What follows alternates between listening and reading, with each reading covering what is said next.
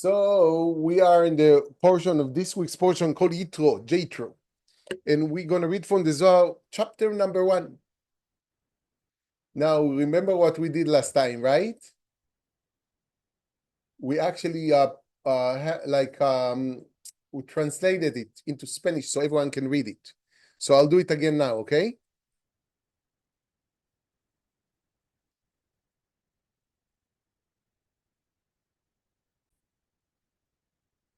So I'm going to read first in Aramaic. As we're reading the Aramaic, we meditate to bless the entire people of Israel and the entire world and the entire group, Bezat Hashem, and the entire Mexico. Blessings to all and miracles and happiness and sustenance and health, Bezat Hashem. וישמע יתרו כהן מדיין חותן משה את כל אשר עשה וגומר. רבי חזקיה פתח ואמר וישא אהרון את ידיו. כתיב ידו חד בגין דבעי להרמה ימינה לשמאלה והאה וקימנה רזה. Okay, who wants to read for us in Spanish?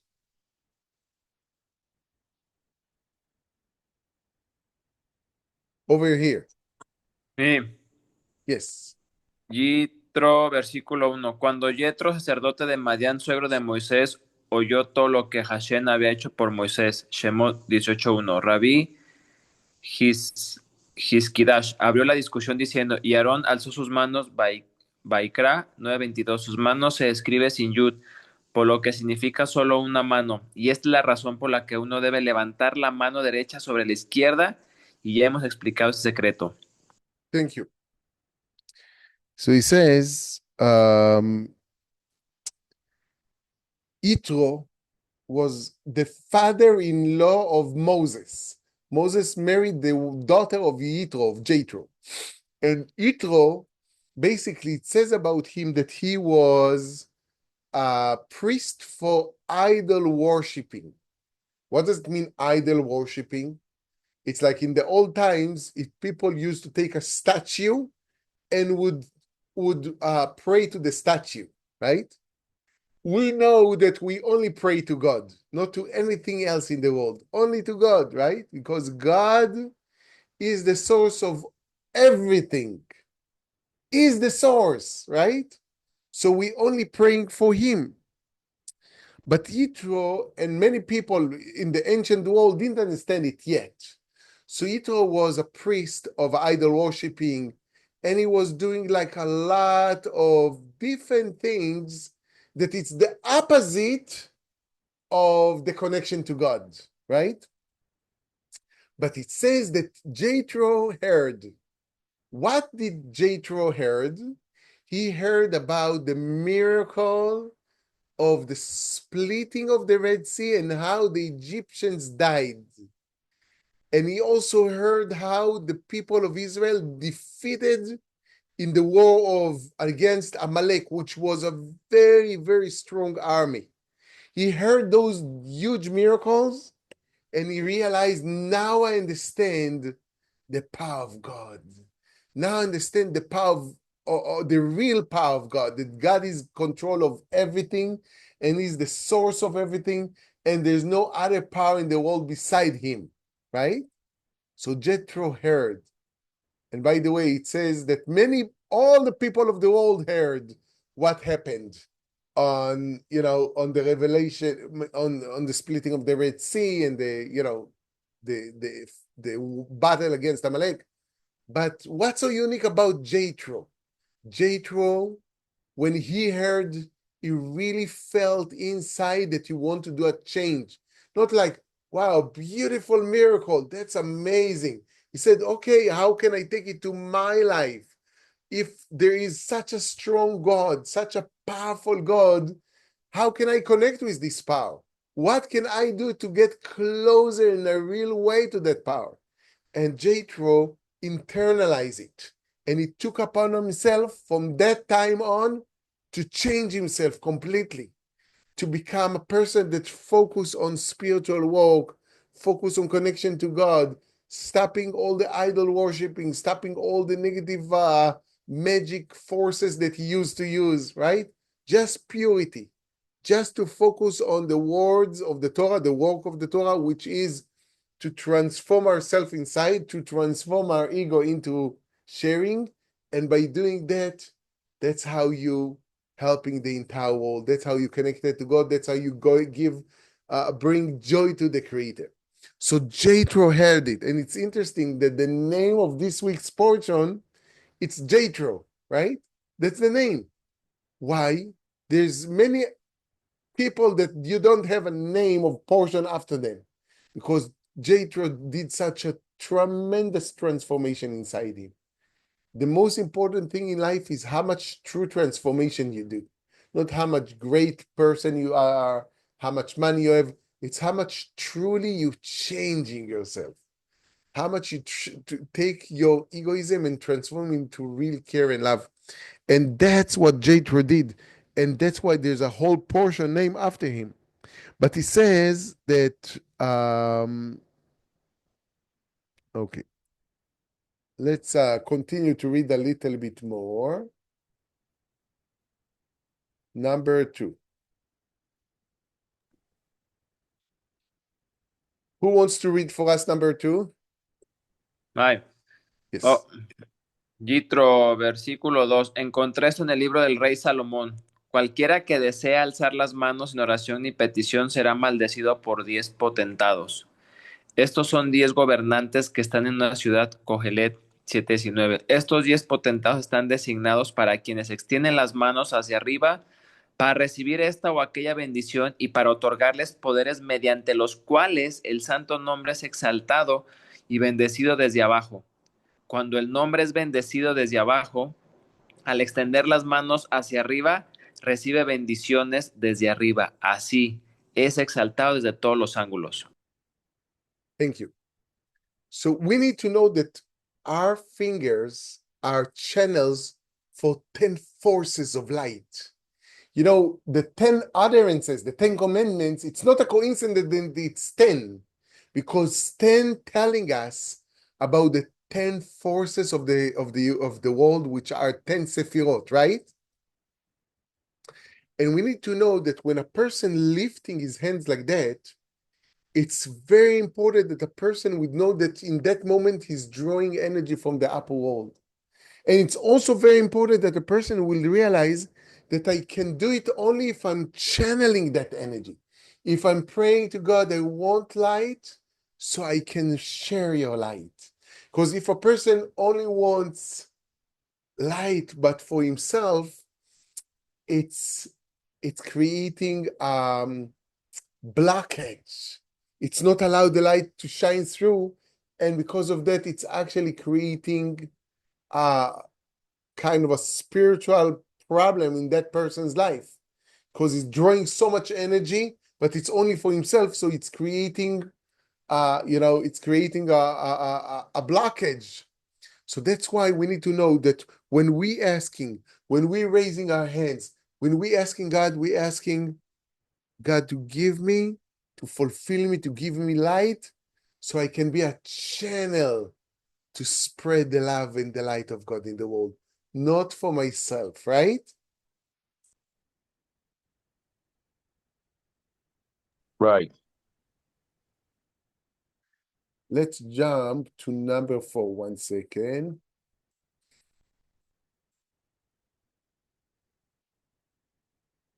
Please, who wants to read number 4? Ay. Yitro, versículo 4. En consecuencia, el hombre debe tener cuidado de que al levantar las manos no lo haga en oración, bendición o súplica. Y no debe levantar las manos en vano, pues esos 10 potentados están listos y motivados a extender las manos. Y si es en vano, estos 10 lo maldecirán con 248 maldiciones. Esto es lo que está escrito porque amaba la maldición y le vino. Telihim 109:17. So we need to know, for example, when we wake up in the morning after we slept the entire night, it's good to wash the hands. Why?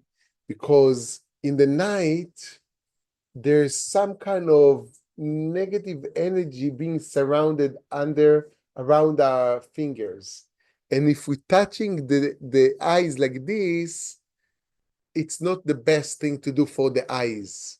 So that's why it's good first to wash our hands, right? because water is a tool to draw energy of mercy and to wash away negative energy, right? So what he's telling us here, the Zohar, that as we just said before, be careful. When you praying, sometimes people, when they pray, they say, God, dear God, help me. So they lifting their hands like this, right? But what usually people do when they asking God in that way, they kind of crying, usually, not always, for themselves. They think, God, I need money. God, I need this. Yes, we should ask from God, but we should always remember not to come from a place that to trust inside that God wants to give more than the calf wants to eat, to drink the milk of the cow, of the mother. More than that, the mother wants to give milk to her baby calf, right? So we need to know, we don't need to convince God. God, don't forget me. He don't forget us. He loves us and care about us all the time. But maybe if something not happening in my life, maybe there is a reason for that. So I can ask for it, but I also should let go and should trust that God knows exactly what he's doing. And the right thing will come in the right time. And if I'm asking, God, give me sustenance. One of the things that it says in the Bible, it's good, 10 fingers are the 10 sephirot. One sephirah considered to be malchut. Malchut is the desire to receive. And that's why the Bible says, the prophet says, if we're giving 10%, if we're giving 10% of our income to charity, so it's actually open the gates of blessings, right? So what's the idea? That when we asking God, when we're praying, we can open our hands and meditate that we want to be channels to draw the light of God, to spread the light of God. We say, God, give me money so I can spread light in the world. Give me health so I can be healthy and spread love and light in the world. Give me this, give me that.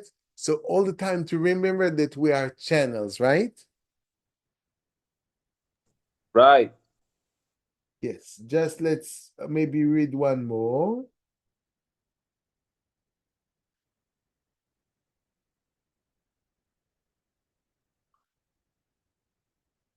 One second.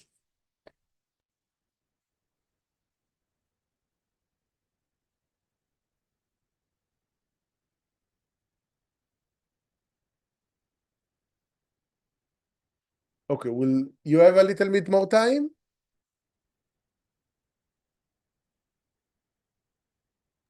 Yes. Okay. So we'll just read a little bit more.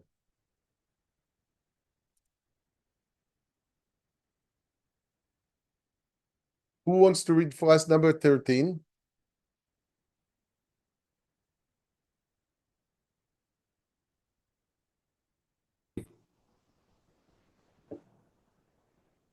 Yo, Please. Yitro, versículo 13. El santo bendito sea. Actuó de manera similar y con este mismo secreto aquí en la tierra al quebrantar al viejo e insensato rey, el faraón. En el momento en que Moisés acudió al faraón y le dijo, el Elohim de los hebreos se ha reunido con nosotros, Shemot 5:3, él respondió, no conozco a Hashim, y Bit 2, el santo bendito sea. Deseo que su nombre fuera glorificado en la tierra como es glorificado arriba. Y lo castigó con 10 plagas. Después de castigarlo a él y a su nación, el faraón acudió y reconoció al santo. Bendito sea.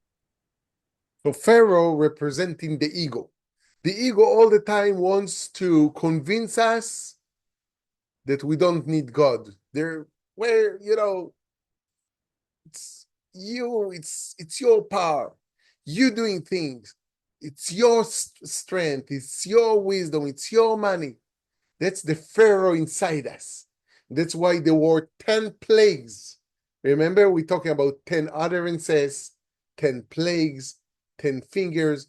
We're talking about 10 plagues that needed to destroy the forces of ego in Egypt so Pharaoh can actually let go the people of Israel. But it's actually talking about us. Sometimes we need to go through different things in our life to break the ego so we actually say, God, it's only you. Only you can do it. Only you can help me.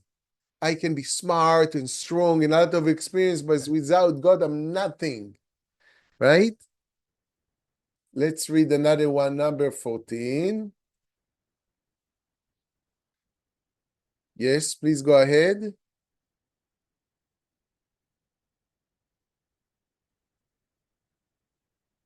Who wants to read?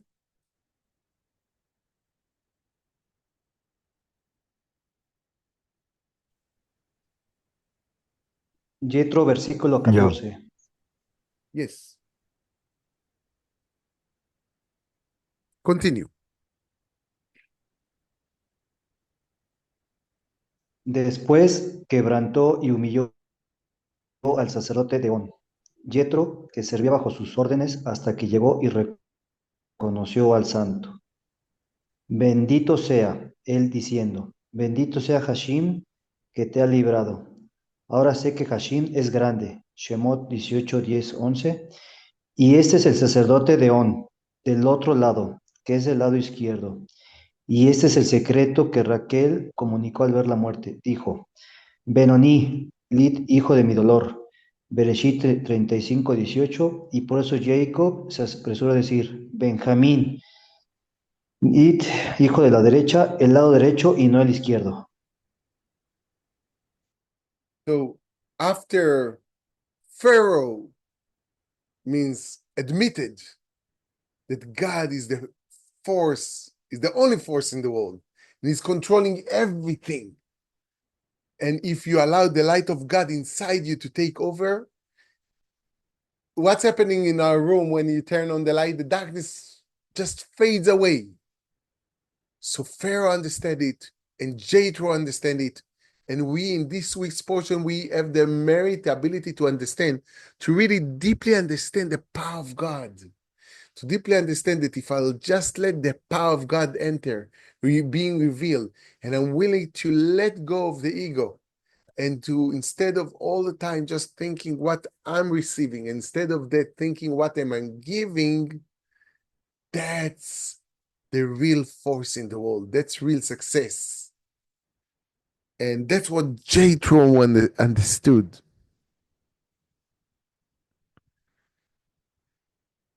Okay, a little bit more. Who wants to read number 15?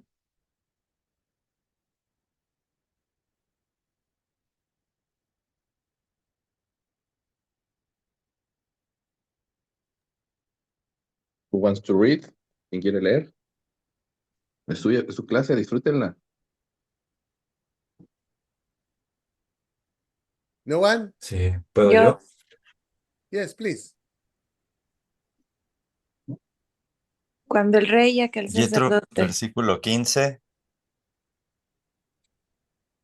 adelante, Cuando el Sergio. rey y aquel sacerdote reconocieron al santo, bendito sea, y se humillaron ante él, el santo, bendito sea, estaba entonces por encima de todos en gloria, y arriba y abajo, y antes de que el santo, bendito sea, se elevara en gloria ante estos reconocidos, la Torá aún no había sido entregada. Fue solo después de que Yetro vino y reconoció, diciendo, ahora sé que Hashem es supremo, sobre todos los demás, Elohim. Bendito sea Hashem, que te ha librado. Entonces el santo bendito sea, se elevó en gloria arriba y abajo, y solo después la Torá fue entregada en su totalidad, expresando su soberanía sobre todo. So only when Jethro, you need to understand that Jethro back then was very famous priest. It was like the Pope of today. Okay? He was a very famous person in the ancient world, and people all around the world it was he was their spiritual leader, right? And Yitro said, now I know that God is the only force in the world. There's no other force beside him. He is controlling everything, and everything in this world is under his supervision. Everything. He understood that. And when he understood it, that you need to know he was doing black magic, he was doing idol worshiping, a lot of things. But when a person that great like Yitro understood and admitting in front of the entire world, there is only one God in the world, not two gods, just one God. And he's in control of everything, and he's the most loving force in the world, and everything in the world is nourished by the light of God.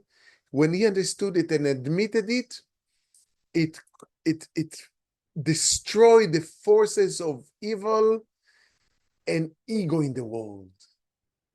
And then when Yitro admitted, then God could give the Torah on Mount Sinai, because Yitro helped to reveal the light and to destroy the darkness. And now the Torah could be revealed. And when we in our life, when we understand the power of God, when we really admit that God is the only force in the world, when we truly thanking God and appreciating God and realizing that everything that God is doing is only good, that realization, that consciousness open up the gates of blessings to the world and remove darkness from the world. And that's what opened the gates of the Torah to be revealed to the world and to ourselves, right?